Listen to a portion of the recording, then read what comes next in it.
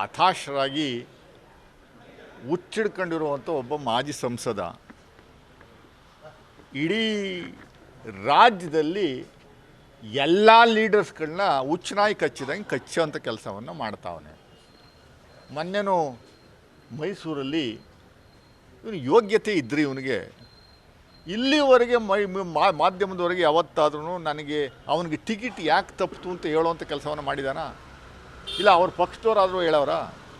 Ticket 2 ಸರಿ ಗೆದ್ದವನಿಗೆ 10 ವರ್ಷ MP ಆಗಿದ್ದವನಿಗೆ ಟಿಕೆಟ್ನ ಯಾಕೆ ನಿನಗೆ ಕೊಡಲಿಲ್ಲ ಅದನ್ನು ಹೇಳಯ್ಯ ಫಸ್ಟು.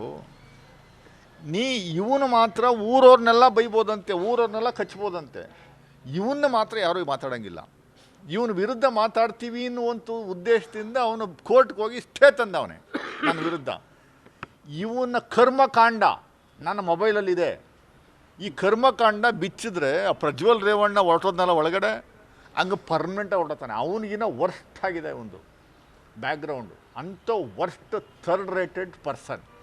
ಇಂಥವ್ರನ್ನ ಕಚ್ಚಕ್ಕೆ ಹುಚ್ಚನಾಯಿ ಥರ ಕಜ್ಜಿ ನಾಯಿಗಳ ಥರ ಓಡಾಡೋಕ್ಕೆ BJP ಅವ್ರು ಬಿಟ್ಟವ್ರೆ.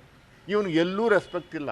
ಮಡಿಕೇರಿಗೆ ಬರ್ತಾನೆ, BJP ಕಚೇರಿಗೆ ಹೋಗಿ ಮಾತಾಡ್ತಾನ, BJP ಮುಖಂಡಗಳ ಜೊತೆ ಮಾತಾಡ್ತಾನೆ. ಅಲ್ಲಿಗೆ ಮೈಸೂರಲ್ಲಂತೂ BJP ಕಚೇರಿಗೆ ಸೇರಿಸಲ್ಲ ಇವನ್ನ.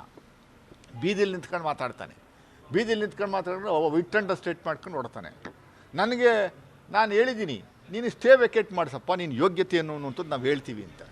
ಅದು ಬಿಟ್ಬಿಟ್ಟು ಮೊಬೈಲಲ್ಲಿ ಬಿಡುಗಡೆ ಮಾಡಲಿ ಮೊಬೈಲಲ್ಲಿ ಅವ್ರ ಫ್ಯಾಮಿಲಿ ಇದೆಯಾ, ನನ್ನ ಫ್ಯಾಮಿಲಿ ಬಗ್ಗೆ ಮಾತಾಡ್ತಾನೆ ಇವನು ಥರ್ಡ್ ರೇಟೆಡ್ ಫೆಲೋ. ಇವನ ಥರ ಇವನ್ನ ಹೆಂಡ್ತಿನೇ ತಂಗಿ ಅಂತ ಹೇಳಿ ಮೂಡಾದಲ್ಲಿ ಸೈಟ್ ತಗೊಂಡಿರಲಿಲ್ಲ ನಾವು. ನಮ್ಮ ಫ್ಯಾಮಿಲಿ ಬಗ್ಗೆ ಮಾತಾಡುವಂಥದ್ದಕ್ಕೆ ಇವನಿಗೆ ಯೋಗ್ಯತೆ ಏನಿದೆ? ಚಾಲೆಂಜ್ ನಾವು ಕರಿತೀವಿ, ಬರಲಿ, ರಾಜಕೀಯವಾಗಿ ಮಾತಾಡಲಿ. ವೈಯಕ್ತಿಕವಾದ ವಿಚಾರಗಳನ್ನು ವೈಯಕ್ತಿಕವಾಗಿ ತೆಗೆದುಕೊಂಡು ಹೋಗುವಂಥದ್ದು, ವೈಯಕ್ತಿಕವಾದ ದೂರುವಂಥ ಕೆಲಸವನ್ನು ಯಾಕೆ ಮಾಡ್ತಾ ಇದ್ದಾನೆ ಅದನ್ನು ಹೇಳಬೇಕು.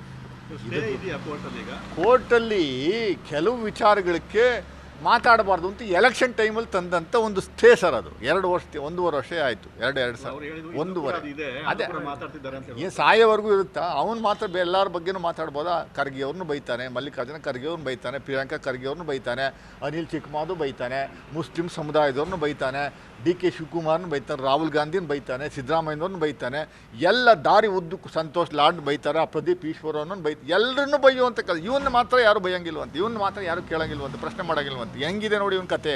ರೈಟ್, ಇವನು ಮಾತ್ರ ಊರವ್ರಿಗೆಲ್ಲ ಬೈಬೋದು. ಕಂಟೆಂಪ್ಟ್ ಮೂವ್ ಮಾಡೋಕೆ ಹೇಳಿ ಸರ್. ನನಗೆ ಫ್ರೀಡಮ್ ಆಫ್ ಸ್ಪೀಚ್ ಇದೆ. ನನಗೆ ಅವನು ಮಾತ್ರ ನನ್ನ ಬಗ್ಗೆ ಏನು ಬೇಕಾದ್ರೂ ಮಾತಾಡ್ಬೋದು, ನಾನು ಮಾತ್ರ ಅವನ ಬಗ್ಗೆ ಏನು ಮಾತಾಡೋಂಗಿಲ್ಲ ಅಂದರೆ ಅವ್ನು ಇಂಥವ್ರಿಗೂ ಯಾಕೆ ಕೂತ್ಕೊಂಡು ಕಂಟೆಂಪ್ಟ್ ಮೂವ್ ಮಾಡೋಕ್ಕೆ ಹೇಳಿ ಕೋರ್ಟಲ್ಲಿ ನಾವು ಉತ್ತರ ಕೊಡ್ತೀವಿ. ಕೋರ್ಟಲ್ಲಿ ಉತ್ತರ ಕೊಡ್ತೀವಿ ಸ್ವಾಮಿ ನಾವು ಅವನಿಗೆ. ಯಾಕೆ ಅಂತ ಅದಕ್ಕೋಸ್ಕರ ಟಿಕೆಟ್ ತಪ್ಪಿಸಿ ಬಿಸಾಕಿರೋವನ್ನ ತರಬೇಕಾಗಿತ್ತು. ಇವನು ನಿಂತ್ಕೊತಾನೆ ಅಂತ ಟಿಕೆಟ್ ತಗೊಂಬಂದಿದ್ದು ನಾನು. ಇವನು ನೆಕ್ಸ್ಟು ಯಾವ ಗ್ರಾಮ ಪಂಚಾಯತಿಗೆ ಚುನಾವಣೆ ನಿಂತ್ಕೊಂಡ್ರೆ ಅವನು ವಿರುದ್ಧ ನಿಂತ್ಕೊತೀನಿ. ಎಲ್ಲನ ನಿಂತ್ಕೊಳ್ಳಿ ಇವನಿಗೆ ಟಿಕೆಟ್ ತಗೊಂಬರುವಂಥ ಯೋಗ್ಯತೆ ಇದೆಯಾ? ಟಿಕೆಟ್ ತರಲಿ ಮತ್ತು BJPಯಿಂದ ಎಲ್ಲನ ನಿಂತ್ಕೊಳ್ಳಿ. ಇವನು ಅಷ್ಟೊಂದು ದೊಡ್ಡ ಇವನು ಬೃಹಸ್ಪತಿ ಆಗಿದೆ. ಲಾಸ್ಟ್ ಟೈಮ್ ಇಂಡಿಪೆಂಡೆಂಟ್ ನಿಂತ್ಕೊಂಡು ತೋರಿಸ್ಬೇಕಾಗಿತ್ತು. ಯಾವುದೋ ಮೋದಿ ಆಶ್ರಯದಲ್ಲಿ ಎಲ್ಲೋ 2 ಸರಿ ಜನಗಳು ಆಶೀರ್ವಾದ ಮಾಡಿದ ತಕ್ಷಣ ಇವನಿಗೆ ತಲೆ ಎಲ್ಲ ತಿರುಗಿ ಹಂಗೆ ಸುತ್ತಾ ತಲೆ ಅವನಿಗೆ. ಡೆಲ್ಲಿನಲ್ಲಿ ಇವನ್ನೆಲ್ಲ ಏನು ಕರೀತಾರೆ ಅಂತ ಜನಗಳು ಹೇಳಿ ಅಲ್ಲಿ ಹೋಗಿ ಕೇಳಿ. ಇವರು 4-5 ಜನ ಅವರು ಎಲ್ಲ ಯಾರು ಬ್ಲೂ ಬಾಯ್ಸ್ ಅಂತಿವರು. ಅಲ್ಲಿ BJPಯವರೇ ಕರೆಯೋದು ಇವ್ರನ್ನೆಲ್ಲ ಬ್ಲೂ ಬಾಯ್ಸ್ ಅಂತ. ಡೆಲ್ಲಿನಲ್ಲಿ ಇವ್ರ ಕಥೆಗಳು ಏನು, ಡೆಲ್ಲಿನಲ್ಲಿ ರಾತ್ರಿ ನೈಟ್ ಲೈಫ್ ಇವ್ರದ್ದು. ಸೆಷನ್ಗೆ ಓದ್ತಿರ್ಲಿಲ್ಲ. ಇವನು ಪೂರ್ತಿ ಮೊಬೈಲ್ ಸೀಸ್ ಆಗಿದೆಯಲ್ಲ ಡೆಲ್ಲಿನಲ್ಲಿ. ಅಮಿತ್ ಶಾ ಕೇಳಿದ್ರೆ ಹೇಳ್ತಾನೆ, ಅಮಿತ್ ಶಾನೇ ಬಾಯಿ ಮೇಲೆ ಕೈ ಇಕ್ಕೊಂಬಿಟ್ನಂತೆ, ಹಿಂಗೂ ಅವನವನು ಯಾರೋ ಅವನು ಒಂದಕ್ಕೆ ಕ್ರಾಕ್ ಹುಚ್ಚ ಇವನು ಅಂತ. ರೈಟ್, ಊರವ್ರನ್ನೆಲ್ಲ ಬೈಯೋದೊಂದು ಬಿಟ್ಟರೆ ಬೇರೆ ಎಷ್ಟು ಫ್ಯಾಮಿಲಿಗಳನ್ನ ಹಾಳು ಮಾಡಿದ್ದಾನೆ ಅನ್ನುವಂಥದ್ದು ಹೇಳಿ. ಅದು ಬಿಟ್ಬಿಟ್ಟು ನಮ್ಮನ್ನು ಯಾಕೆ ಇಲ್ಲ ಸಲ್ಲದ ಆರೋಪಗಳನ್ನು ಮಾಡುವಂಥ ಕೆಲಸವನ್ನು, ಅದು ಏನೇನು ತಂದಿದ್ದೀಯ ಕಾರ್ಯಕ್ರಮಗಳನ್ನು ಕೊಡಪ್ಪ. ಬರೀ ಸುಳ್ಳು ಹೇಳ್ಕೊಂಡು ತಿರುಗ್ತಾನೆ, ಊರೆಲ್ಲ ಸುಳ್ಳು ಹೇಳ್ಕೊಂಡು ಟಿಪ್ಪು ವಿಚಾರ ಮಾತಾಡಿದ್ರೆ ಅದಕ್ಕೇನೋ ಒಂದು ಹೇಳ್ತಾನೆ. ಡಾಕ್ಯುಮೆಂಟ್ ಸಮೇತ ಹೇಳ್ತೀವಿ ನಾವು, ಏನು ಸುಳ್ಳು ಹೇಳುವಂಥದ್ದು ಏನಿಲ್ಲ ಅಲ್ಲಿ. ಹತಾಶರಾಗಿ ಹುಚ್ಚಿಡ್ಕೊಂಡಿರುವಂಥ ಒಬ್ಬ ಮಾಜಿ ಸಂಸದ ಇಡೀ ರಾಜ್ಯದಲ್ಲಿ ಎಲ್ಲ ಲೀಡರ್ಸ್ಗಳನ್ನ ಹುಚ್ಚನಾಯಿ ಕಚ್ಚಿದಂಗೆ ಕಚ್ಚೋಂಥ ಕೆಲಸವನ್ನು ಮಾಡ್ತಾವನೆ. ಮೊನ್ನೆನೂ ಮೈಸೂರಲ್ಲಿ ಇವನು ಯೋಗ್ಯತೆ ಇದ್ದರೆ ಇವನಿಗೆ ಇಲ್ಲಿವರೆಗೆ ಮಾಧ್ಯಮದವರೆಗೆ ಯಾವತ್ತಾದ್ರೂ ನನಗೆ ಅವನಿಗೆ ಟಿಕೆಟ್ ಯಾಕೆ ತಪ್ಪಿತು ಅಂತ ಹೇಳುವಂಥ ಕೆಲಸವನ್ನು ಮಾಡಿದಾನ? ಇಲ್ಲ ಅವ್ರ ಪಕ್ಷದವರಾದರೂ ಹೇಳೋರ? ಟಿಕೆಟ್ 2 ಸರಿ ಗೆದ್ದವನಿಗೆ 10 ವರ್ಷ MP ಆಗಿದ್ದವನಿಗೆ ಟಿಕೆಟ್ನ ಯಾಕೆ ನಿನಗೆ ಕೊಡಲಿಲ್ಲ ಅದನ್ನು ಹೇಳಯ್ಯ ಫಸ್ಟು. ಇವನು ಮಾತ್ರ ಊರವ್ರನ್ನೆಲ್ಲ ಬೈಬೋದಂತೆ, ಊರವ್ರನ್ನೆಲ್ಲ ಕಚ್ಬೋದಂತೆ, ಇವನ್ನ ಮಾತ್ರ ಯಾರೂ ಮಾತಾಡೋಂಗಿಲ್ಲ. ಇವನ ವಿರುದ್ಧ ಮಾತಾಡ್ತೀವಿ ಅನ್ನುವಂಥ ಉದ್ದೇಶದಿಂದ ಅವನು ಕೋರ್ಟ್ಗೆ ಹೋಗಿ ಸ್ಟೇ ತಂದವನೇ ನನ್ನ ವಿರುದ್ಧ. ಇವನ ಕರ್ಮಕಾಂಡ ನನ್ನ ಮೊಬೈಲಲ್ಲಿದೆ. ಈ ಕರ್ಮಕಾಂಡ ಬಿಚ್ಚಿದ್ರೆ ಆ ಪ್ರಜ್ವಲ್ ರೇವಣ್ಣ ಹೊರಟೋದ್ನಲ್ಲ ಒಳಗಡೆ, ಹಂಗೆ ಪರ್ಮನೆಂಟಾಗಿ ಹೊರಡ್ತಾನೆ. ಅವನಿಗಿನ್ನ ವರ್ಸ್ಟ್ ಆಗಿದೆ ಒಂದು ಬ್ಯಾಕ್ಗ್ರೌಂಡು. ಅಂಥ ವರ್ಸ್ಟ್ ಥರ್ಡ್ ರೇಟೆಡ್ ಪರ್ಸನ್. ಇಂಥವ್ರನ್ನ ಕಚ್ಚಕ್ಕೆ ಹುಚ್ಚನಾಯಿ ಥರ, ಕಜ್ಜಿ ನಾಯಿಗಳ ಥರ ಓಡಾಡೋಕ್ಕೆ BJP ಅವ್ರು ಬಿಟ್ಟವ್ರೆ. ಇವನಿಗೆ ಎಲ್ಲೂ ರೆಸ್ಪೆಕ್ಟ್ ಇಲ್ಲ.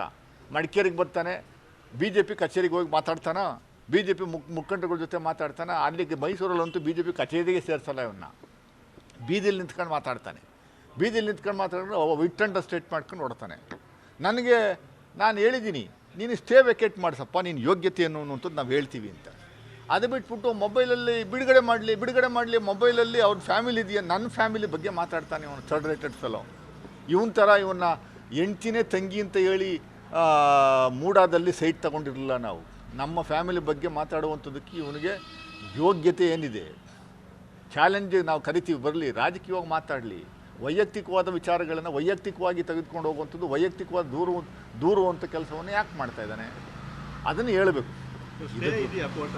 ಕೋರ್ಟಲ್ಲಿ ಕೆಲವು ವಿಚಾರಗಳಿಗೆ ಮಾತಾಡಬಾರ್ದು ಅಂತ ಎಲೆಕ್ಷನ್ ಟೈಮಲ್ಲಿ ತಂದಂಥ ಒಂದು ಸ್ಟೇ ಸರ್. ಅದು 1.5 ವರ್ಷ ಆಯಿತು. ಎರಡು ಸಲ 1.5 ಅದೇ ಏನು ಸಾಯೋವರೆಗೂ ಇರುತ್ತಾ? ಅವನು ಮಾತ್ರ ಎಲ್ಲರ ಬಗ್ಗೆನೂ ಮಾತಾಡ್ಬೋದಾ? ಖರ್ಗೆ ಅವ್ರನ್ನೂ ಬೈತಾನೆ, ಮಲ್ಲಿಕಾರ್ಜುನ ಖರ್ಗೆ ಅವ್ರನ್ನ ಬೈತಾನೆ, ಪ್ರಿಯಾಂಕಾ ಖರ್ಗೆ ಅವ್ರನ್ನೂ ಬೈತಾನೆ, ಅನಿಲ್ ಚಿಕ್ಕಮಾದು ಬೈತಾನೆ, ಮುಸ್ಲಿಂ ಸಮುದಾಯದವ್ರನ್ನೂ ಬೈತಾನೆ, DK ಶಿವಕುಮಾರ್ನ ಬೈತಾನೆ, ರಾಹುಲ್ ಗಾಂಧಿನ ಬೈತಾನೆ, ಸಿದ್ದರಾಮಯ್ಯನವ್ರನ್ನ ಬೈತಾನೆ, ಎಲ್ಲ ದಾರಿ ಉದ್ದಕ್ಕೂ ಸಂತೋಷ್ ಲಾಡ್ ಬೈತಾರೆ, ಪ್ರದೀಪ್ ಈಶ್ವರವ್ರನ್ನ ಎಲ್ಲರನ್ನೂ ಬೈಯುವಂಥ ಇವನ್ನ ಮಾತ್ರ ಯಾರು ಬೈಯಂಗಿಲ್ವಂತ, ಇವನ್ನ ಮಾತ್ರ ಯಾರು ಕೇಳಂಗಿಲ್ವಂತ, ಪ್ರಶ್ನೆ ಮಾಡೋಂಗಿಲ್ವಂತ. ಹೆಂಗಿದೆ ನೋಡಿ ಇವನ ಕತೆ.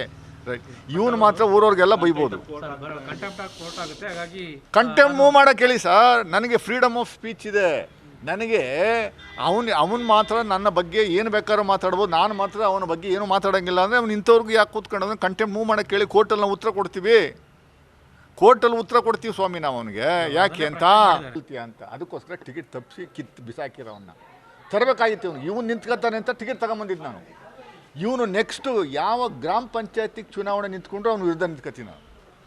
ಎಲ್ಲನ ನಿಂತ್ಕೊಳ್ಳಿ ಇವನಿಗೆ ಟಿಕೆಟ್ ತಗೊಂಬರುವಂಥ ಯೋಗ್ಯತೆ ಇದೆಯಾ? ಟಿಕೆಟ್ ತರಲಿ ಮತ್ತು BJPಯಿಂದ ಎಲ್ಲನ ನಿಂತ್ಕೊಳ್ಳಿ. ಇವನು ಅಷ್ಟೊಂದು ದೊಡ್ಡ ಇವನು ಬೃಹಸ್ಪತಿ ಆಗಿದೆ. ಲಾಸ್ಟ್ ಟೈಮ್ ಇಂಡಿಪೆಂಡೆಂಟ್ ನಿಂತ್ಕೊಂಡು ತೋರಿಸ್ಬೇಕಾಗಿತ್ತು. ಯಾವುದೋ ಮೋದಿ ಆಶ್ರಯದಲ್ಲಿ ಎಲ್ಲೋ 2 ಸರಿ ಜನಗಳು ಆಶೀರ್ವಾದ ಮಾಡಿದ ತಕ್ಷಣ ಇವನಿಗೆ ತಲೆ ಎಲ್ಲ ತಿರುಗಿ ಹಂಗೆ ಸುತ್ತ ತಲೆ. ಅವನಿಗೆ ಡೆಲ್ಲಿನಲ್ಲಿ ಇವನ್ನೆಲ್ಲ ಏನು ಕರೀತಾರೆ ಅಂತ ಜನಗಳು ಹೇಳಿ ಅಲ್ಲಿ ಹೋಗಿ ಕೇಳಿ. ಇವರು 4-5 ಜನ ಅವರು ಎಲ್ಲ ಯಾರು ಬ್ಲೂ ಬಾಯ್ಸ್ ಅಂತಿವರು. ಅಲ್ಲಿ BJPಯವರೇ ಕರೆಯೋದು ಇವ್ರನ್ನೆಲ್ಲ ಬ್ಲೂ ಬಾಯ್ಸ್ ಅಂತ. ಡೆಲ್ಲಿನಲ್ಲಿ ಇವ್ರ ಕಥೆಗಳು ಏನು, ಡೆಲ್ಲಿನಲ್ಲಿ ರಾತ್ರಿ ನೈಟ್ ಲೈಫ್ ಇವ್ರದ್ದು. ಸೆಷನ್ಗೆ ಓದ್ತಿರ್ಲಿಲ್ಲ. ಇವನು ಪೂರ್ತಿ ಮೊಬೈಲ್ ಸೀಸ್ ಆಗಿದೆಯಲ್ಲ ಡೆಲ್ಲಿನಲ್ಲಿ. ಅಮಿತ್ ಶಾ ಕೇಳಿದ್ರೆ ಹೇಳ್ತಾನೆ, ಅಮಿತ್ ಶಾನೇ ಬಾಯಿ ಮೇಲೆ ಕೈ ಇಕ್ಕೊಂಬಿಟ್ನಂತೆ. ಹಿಂಗೂ ಅವನು ಯಾರೋ ಅವನು ಒಂದಕ್ಕೆ ಕ್ರಾಕ್ ಹುಚ್ಚ ಇವನು ಅಂತ. ರೈಟ್, ಊರವ್ರನ್ನೆಲ್ಲ ಬೈಯೋದೊಂದು ಬಿಟ್ಟರೆ ಬೇರೆ ಎಷ್ಟು ಫ್ಯಾಮಿಲಿಗಳನ್ನ ಹಾಳು ಮಾಡಿದ್ದಾನೆ ಅನ್ನುವಂಥದ್ದು ಹೇಳಿ. ಅದು ಬಿಟ್ಬಿಟ್ಟು ನಮ್ಮನ್ನು ಯಾಕೆ ಇಲ್ಲ ಸಲ್ಲದ ಆರೋಪಗಳನ್ನು ಮಾಡುವಂಥ ಕೆಲಸವನ್ನು, ಅದು ಏನೇನು ತಂದಿದ್ದೀಯ ಕಾರ್ಯಕ್ರಮಗಳನ್ನು ಕೊಡಪ್ಪ. ಬರೀ ಸುಳ್ಳು ಹೇಳ್ಕೊಂಡು ತಿರುಗ್ತಾನೆ, ಊರೆಲ್ಲ ಸುಳ್ಳು ಹೇಳ್ಕೊಂಡು ಟಿಪ್ಪು ವಿಚಾರ ಮಾತಾಡಿದ್ರೆ ಅದಕ್ಕೇನೋ ಒಂದು ಹೇಳ್ತಾನೆ. ಡಾಕ್ಯುಮೆಂಟ್ ಸಮೇತ ಹೇಳ್ತೀವಿ ನಾವು, ಏನು ಸುಳ್ಳು ಹೇಳುವಂಥದ್ದು ಏನಿಲ್ಲ ಅಲ್ಲಿ.